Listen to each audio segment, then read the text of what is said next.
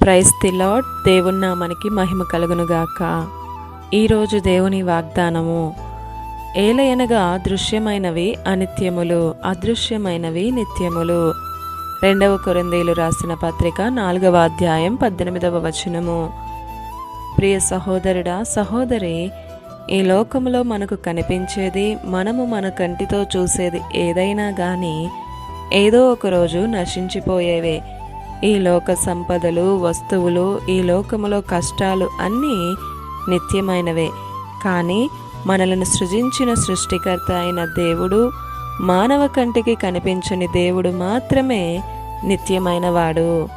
ఆయన మన కొరకు సిద్ధపరిచిన ఆ పరలోకము నిత్యమైనదే.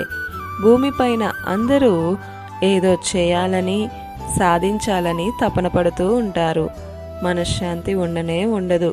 ఎంత సంపాదించినను కాలముతో పాటు కనుమరుగైపోయాయే, నీతో పాటు అంతరించిపోయాయే.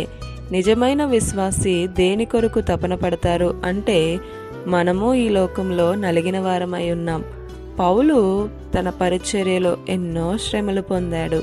కొందరు ఆదరిస్తున్నారు, కొందరు అవమానిస్తున్నారు, కొందరు ప్రాణాలు తీయాలనే చూస్తున్నారు.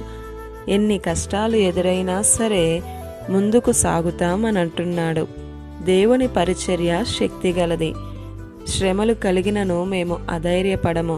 క్షణమాత్రముండే ఆ చులకన శ్రమ మా కొరకు అంతకంతకు నిత్యమైన మహిమా భారమును కలుగజేయుచున్నవి. అనిత్యమైన వాటి కొరకు మనము నిత్య జీవమును వదులుకోకూడదు. కనపడని దేవుని వైపు చూస్తూ కనిపించే శ్రమలను వదిలివేయాలి. ఎదుర్కో ప్రతి శ్రమని, ఆయన నీతోనే ఉన్నాడు. ధైర్యముగా ఉండు. ఈ దిన వాగ్దానము మీ అందరి జీవితాలలో నెరవేరాలని కోరుతూ, దేవుని సువార్త పరిచర్యలో మీ సహోదరి Prasanna. God bless you. Amen.